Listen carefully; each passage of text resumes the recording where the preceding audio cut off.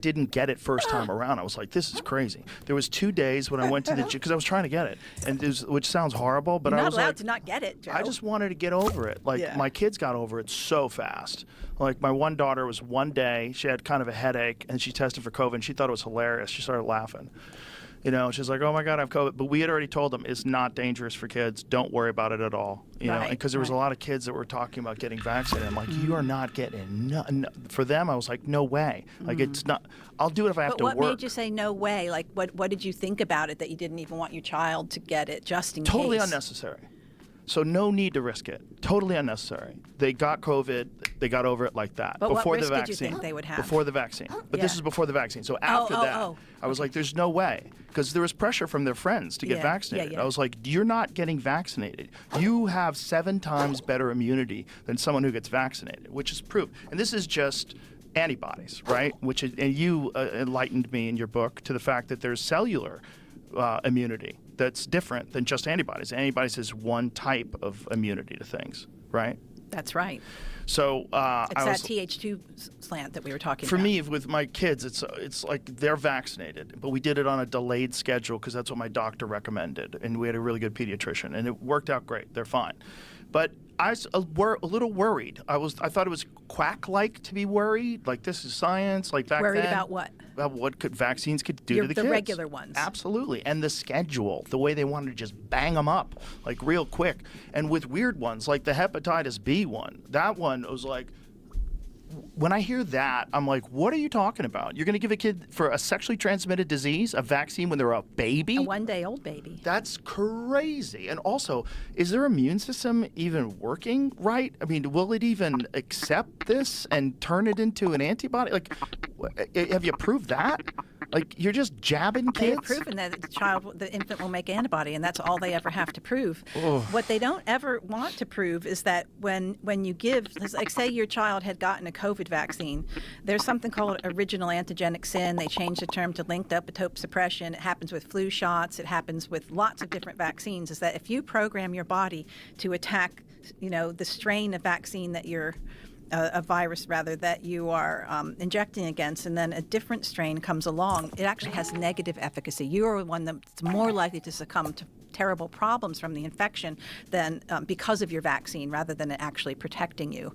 And that's been a well-known, look, Anthony Fauci writes about it, Morins and Fauci wrote a paper basically admitting everything, I think it was in 2023 or 2024, about these shots, and he said the COVID shots are exactly the same as the flu shots. Despite Fauci and Morins talking about how these shots would never have been licensed if they were held to the same standards of DPT, et cetera, that they don't provide lung immunity, they only provide blood immunity, negative efficacy, their conclusion at the end of it is that we must make better vaccines, more effective vaccines, to add to the already existing vaccine program. It's not that we shouldn't do this. It's not that we should pull this off the market.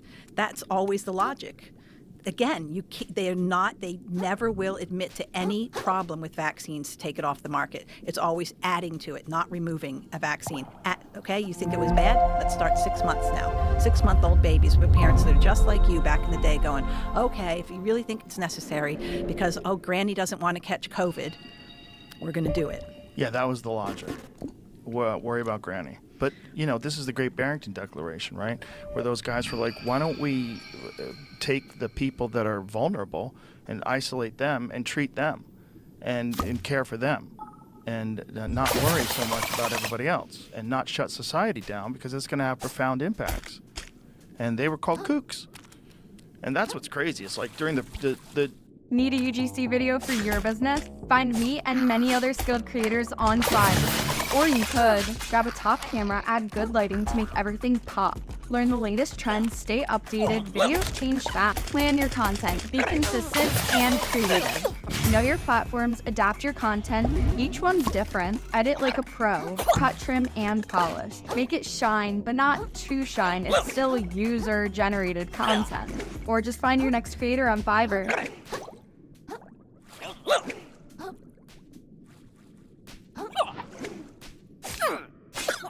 The Lord of the Rings Woobles collab is finally here. You can learn to crochet the Lord of the Rings characters with this new box set. Inside the new Collector's Edition box, you'll find 4 full-size Woobles: Frodo, Gandalf, Gollum, and the Balrog. 4 little accessories that go with them: Sting, which glows in the dark, Gandalf's staff, Gollum's fish, and Balrog's fire whip. Plus limited edition supplies you'll need to make them. A box that transforms into an epic scene on the bridge of Khazad-dûm, and lots of little surprises along the way. Hurry and get this collector's edition box before we sell out.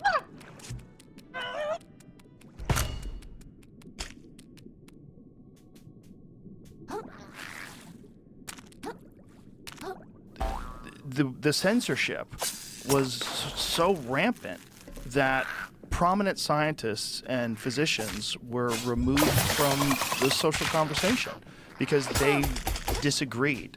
That's People always who been are the case, expert. though. That's always been. It's just, but what is happening on social media, and it's so transparent. These people getting removed from Twitter. You're like, this is wild.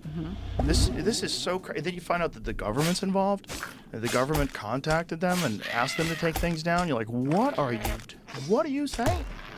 Like, Yeah.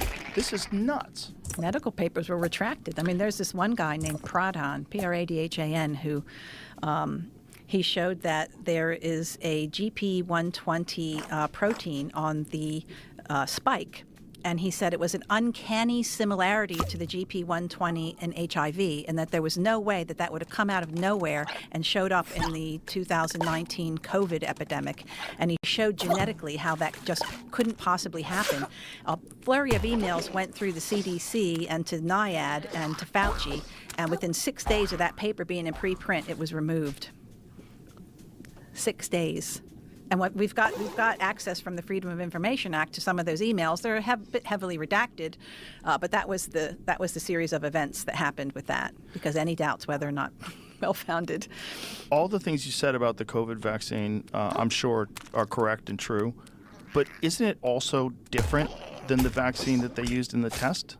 Yes.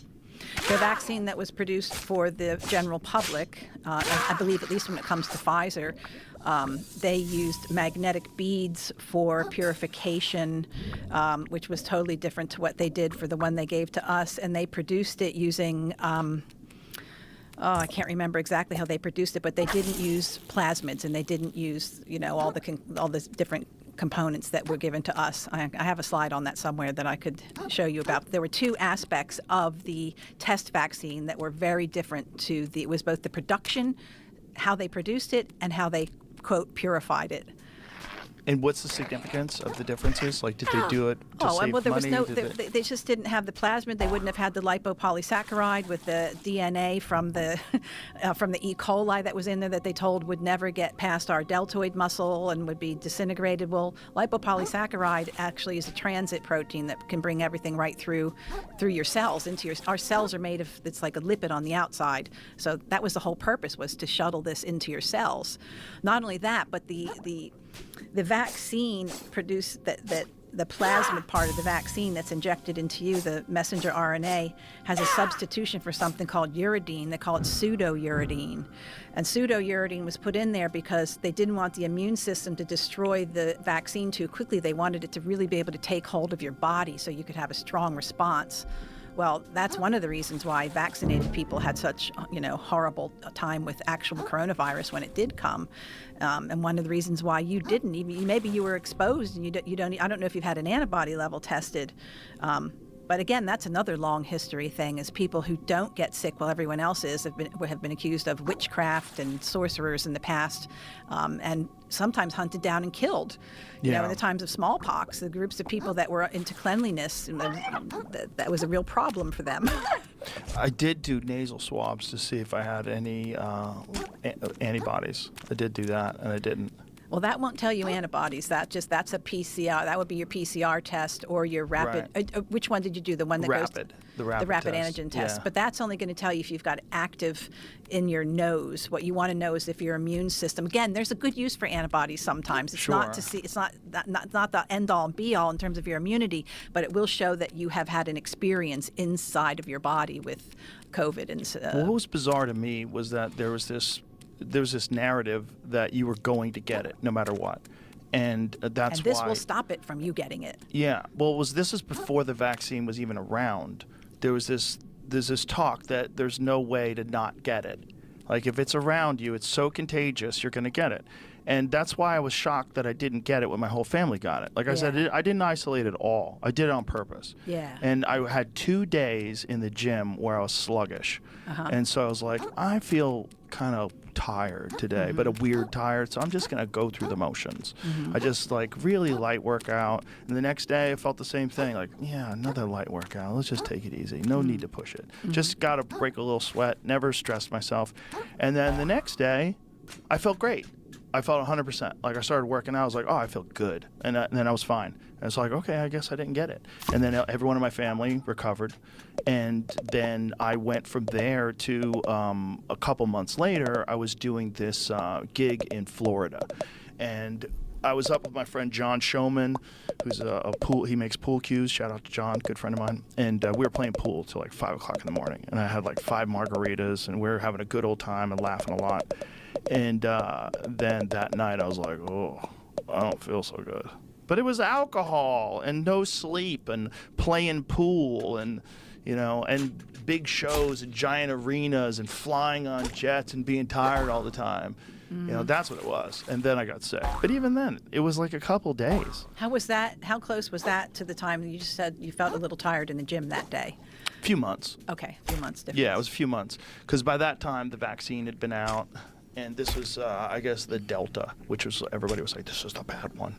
The Delta's the bad one. You're supposed to be fearful, you know. Yeah. It was a shocking time for me, because before that, I never would have guessed in a million years that I would be even questioning other vaccines.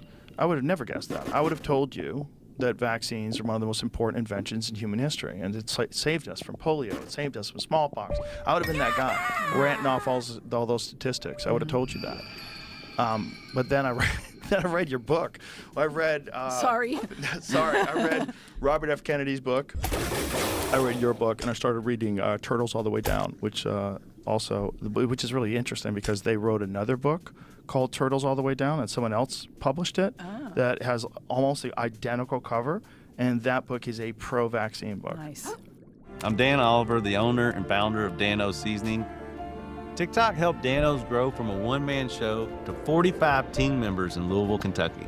Now we're going to be in 20,000 grocery stores nationwide. Whatever you do it for less at Harbor Freight. Like, they literally hijack. They're like, what do we do? Oh, this is what we do.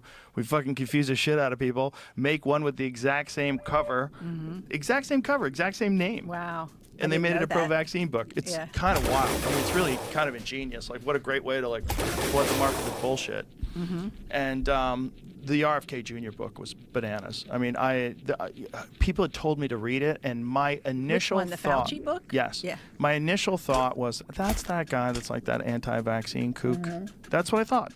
And I've apologized to him for that. When I talked to him on the podcast, I said to him, I said, I succumbed, like everybody else did, to the casual narrative.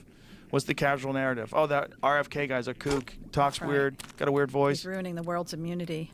Yeah, well, I had the same thing. Like, you know, when I was first waking up, I had a friend who had unvaccinated kids. They were part of a Steiner school, and they were like mutant freaks to me because they had never been on an antibiotic. They were like bright and happy and interactive and talented. And at one point, one of them was playing with a hammer and nail, and I said to her mother, I was like, you got to be careful because she doesn't have a tetanus vaccine. And someone in the room said, well, Suzanne, what do you know about tetanus? And like in my head, I'm a full-fledged doctor at this point. I thought, I don't know anything about tetanus.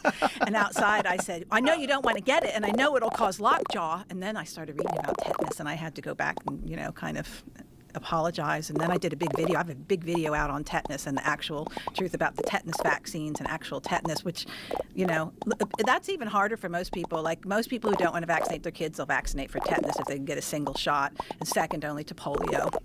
Everybody's got their 2 vaccines, that they're 2 diseases they're afraid of for their kid, that makes them feel like they're at least doing something. Well, the polio one always gets thrown in my face. Yeah. They say it all the time. What about polio? Yeah, and I just go, I don't have the time to do this. Thank you. Read the book. To explain to someone the whole DDT connection and the fact that livestock was getting polio. Like, this is the thing. Like, polio, dogs don't get polio. They don't get human-derived polio. It doesn't cross species. But they were getting paralytic polio symptoms. because they were getting poisoned by DDT. Right? That was a big part of the whole thing that was very confusing. Well, they started killing dogs. You know, in New York, in that incident I told you about where the vaccine, the gain-of-function strain escaped, people were throwing their cats out the window. Some 20,000 cats in New York City were killed during that time. God. Because there was a belief that cats spread the disease. Oh, my God. Jesus Christ. That's so crazy. And it was all a mutant man-made virus. The man-made virus thing is... It was a wound-up virus. Wound up. It was basically a natural virus that got kind of wound up by So humans. man-made to the final form. Yeah. That's just crazy that's a thing that we do. Because if this gain-of-function research was so important, wouldn't you have a cure, like, ready? Like, have you been studying this for so long, but didn't they? But it didn't really cure it, right? Oh, You know? I mean, wouldn't you have something that, like, stops it dead in its tracks? You're not allowed to cure it. Look, I was living in a country where the government said there's no cure for COVID, there's no treatment for it, and there is no prevention for it except a vaccine. And lo and behold, we found out that there was a contract between the government and the pharmaceutical industry to have the emergency use of the vaccine trial on the population. Only under the condition that there's no other treatment available. And that's why the treatments were shut down. Right. Yeah, because emergency use, there has to be no other treatment available. If you have ivermectin or if you have zinc and all the other things that we use with success, there were so many people that I treated that should have been dead. I gave COVID to a 95-year-old woman who had chronic lung disease called bronchiectasis. She should have been the low-hanging fruit. I was starting to feel a little bit unhappy one day, really just sluggish like you mentioned. And when I was done seeing her, she goes, I just want to give you a hug. And she came over and I was going, oh, no. And after about 3 days, I was like, I've definitely got it. I tested and I rang her daughter. And I said, I've got to tell you, I was exposed, Margie was exposed to blah, blah, blah. And she's like, yeah, Mom's not feeling so good right now. And then 2 weeks later, I thought, I've got to call back again. I've got to make sure this lady's okay. She said, oh, no, Mom's out at the hairdresser getting her hair done. 2 weeks later, I still wasn't recovered 2 weeks later. She was out getting her hair done. Was she a smoker? She probably used to. I don't know if she did. Can't remember that detail. But there was my senior partner had leukemia. He should have been absolutely dead. Well, not on my watch. He wasn't going to be dead. So he survived the entire thing and died like 2 years later of something else. So, yeah. The most shocking aspect of getting attacked and like all the CNN stuff to me was that no one had any interest in why I recovered so quickly. Because if this is supposed to be this death sentence and there's no treatment, and then I'm a guy in my 50s and I got over it quick, and then no one cared at all about that. All they wanted to do was mock this idea that I was taking veterinary medicine. Right, which I wasn't. But it was just the fact that they used that term, horse dewormer, on every TV show. It, like, wow, it's wild to watch the machine. It's uniquely wild when it's coming after you. And you're like, but this is like such a dumb checkers play. I'm like, this is so stupid. I'm still doing my podcast, you fucking idiots. Right. And like, everyone's going to know that you put a green filter over my face. I'm going to show everybody that. You think you're just going to get away with that? No, you're going to like lose all of your credibility, you idiots.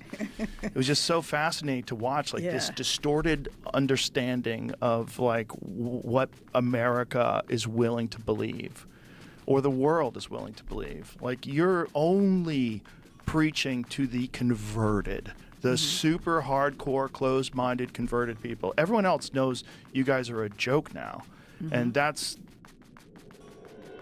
This is Mosey, a simple, beautiful tea infuser designed to change where you brew and drink loose-leaf tea. Brewing your own loose-leaf tea at the office, school, or on your commute isn't exactly easy. It takes time, precision, effort, and requires enough tools to fill an entire kitchen drawer. With Mosey, you'll now be able to brew and drink the perfect cup of tea anywhere. Here's how it works. Simply fill the sieve with your favorite tea and secure to the good part of getting through COVID. The good part of this enormous gaslighting experience that we all just went through, where people are finally, after 4 years, apologizing to friends, for calling them a plague rat. Like literally it got down to that, where friends couldn't be friends with people anymore because they weren't vaccinated. And people are kind of like realizing like, oh my God, not only did I get COVID more than anybody else, because I got 3 shots. Like, I've had a friend tell me this. He goes, I got COVID more than everyone I know, and I had all 3 shots. Mm-hmm. He's like, I got COVID 8 fucking times. And we were like, how many times did you get it? And everybody that got it naturally was like, I got it once. Maybe I got it twice.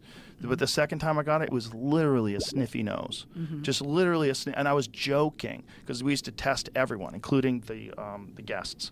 Everyone that came here, we tested for COVID. And I was joking. I'm like, maybe this is it. Maybe I got it again.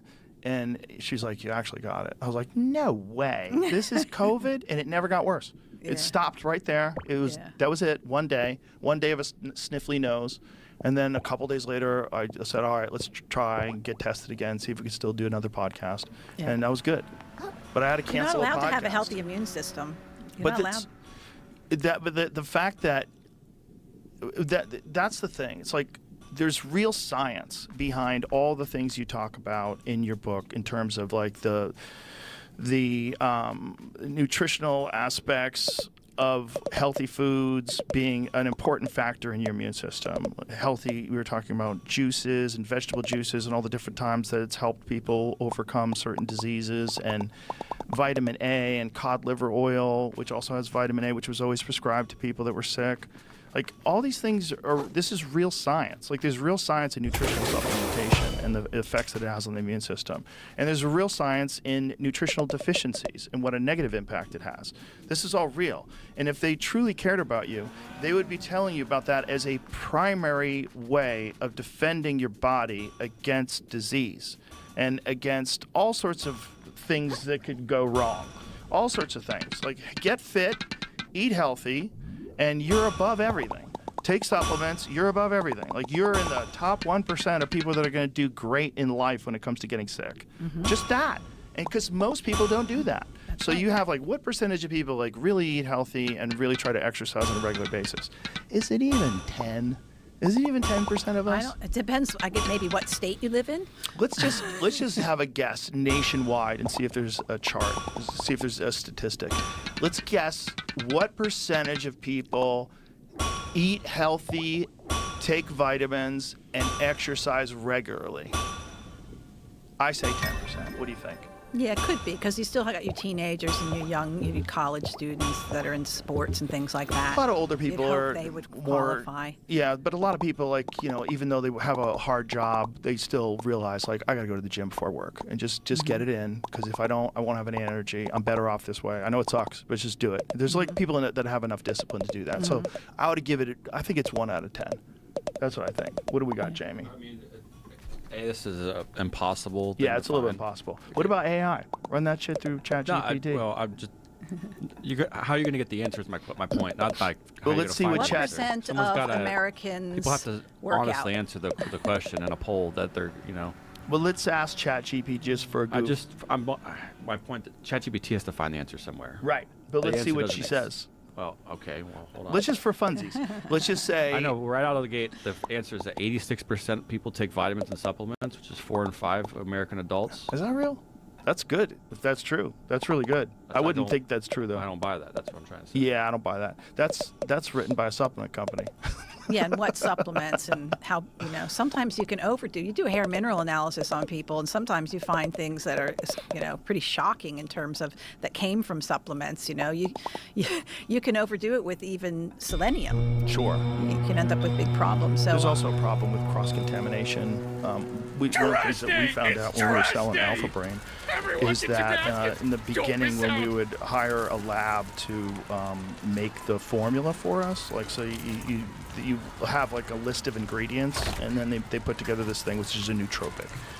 We'd find stuff in there that we didn't have in there, and it was from their bins, so they didn't clean the bins.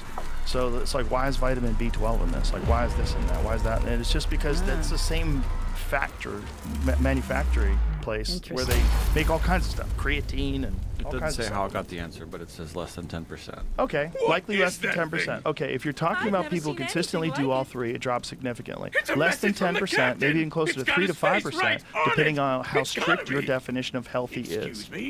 Yeah. Excuse me, please. Excuse me, young lady. We're talking about adults As your here, custody as official historian, one of the I'm facts sure I can shed some light on. My God! If I'm not mistaken, this is part of a map. A map showing the way to a most valuable treasure, I say.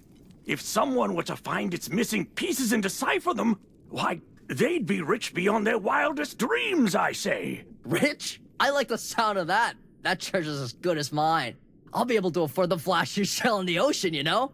Not if I get there first. Think of all the tourists that treasure can bring to our city. Well, don't you count out us bottom-siders. You'll be eating your hat when I get that treasure and fix up my restaurant. It would appear the hunt is on, I say. The first stop on the map seems to be the forest to the north of here.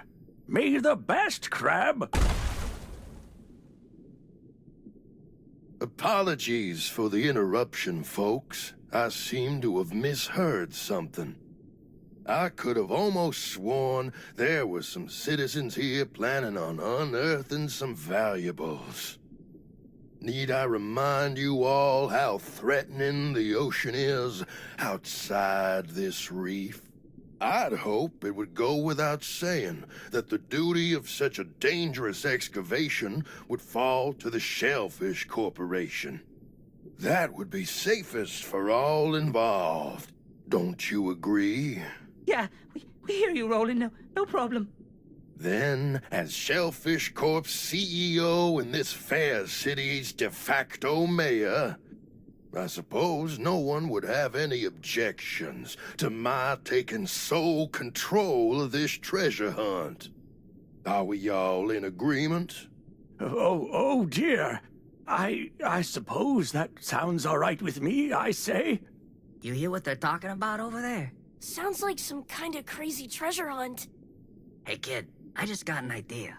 If you can go get that treasure they're jawing about, I'll gladly trade your shell for it. For real? You'd really do that? You bet. A prawn never goes back on his promise.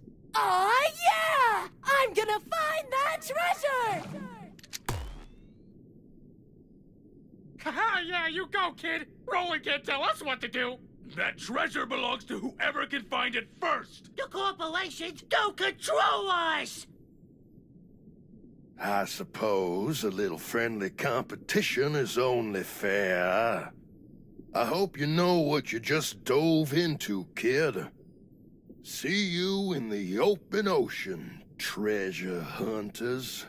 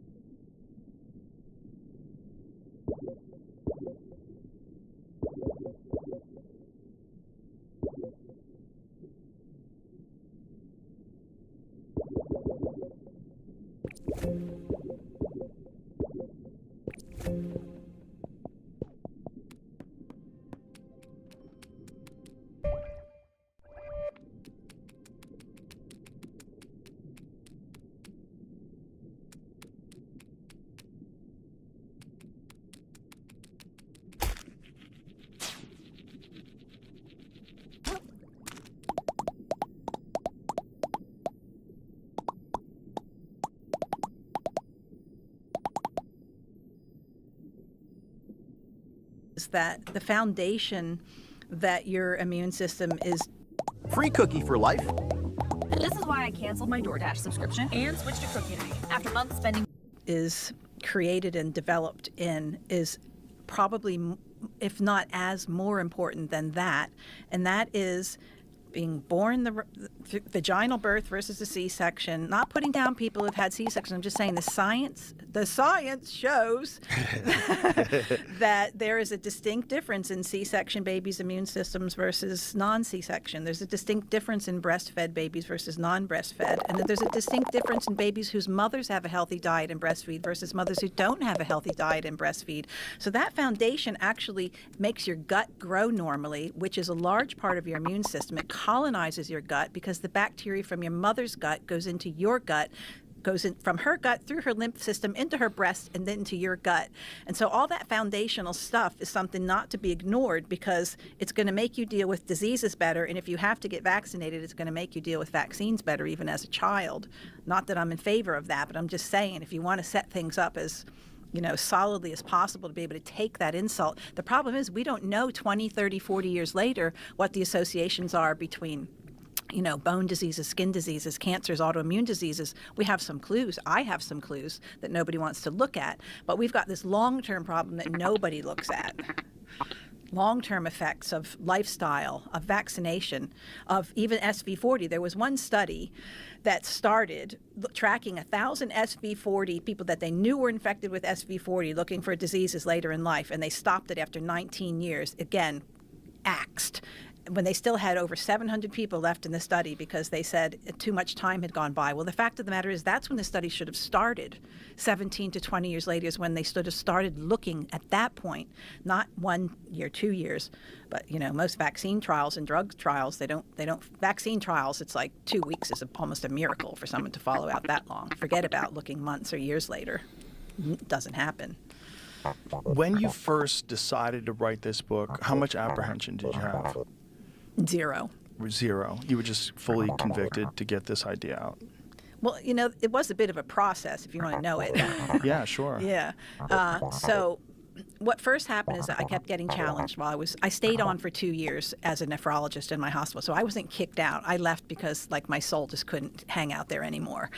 And so during that time, even though I was kind of ostracized behind my back, everybody still respected me as a nephrologist, but I still had to go. And in that time, I started doing public appearances, like I went on the Gary Null show and started doing things like that, just talking about smallpox and polio, because those were my focus, because everyone's saying, what about smallpox? What about polio? And then when I started finding out, I became obsessed with it. It was so interesting. So I was morbidly fascinated by the whole thing and about how everything I found was absolutely contrary to what the mainstream dogma is. And what I had was a mountain that, pile high to the ceiling, and they had sound bites. They had nothing to fight back with me on. Nothing. So this guy named Roman Bistrianic heard me on the radio show, and he rung my office. And after his third call, I was like, I guess I better call this guy back. And he had this idea for a book, and he had done all the charts and the graphics and started writing the narrative around that of what the historical document showed. And then I came in as kind of the medical person that was obsessed with polio and smallpox and happened to know quite a bit about pertussis. So we started writing the book together, and there's probably about there's got to be, if you were to take a full-time job, 20 years, at least 20 years. But for me, it was condensed because I became obsessed after I quit my job. All I did, I basically had no money. I lived in a tent with a pop-up camper. That was my office. And I was like crazy Ted Kaczynski, obsessed with polio in my tent. And wow. So no, I didn't have apprehension. I was like, this information, it's been so, the U.S. polio surveillance unit charts were supposed to be available in libraries. Lo and behold, every library I went to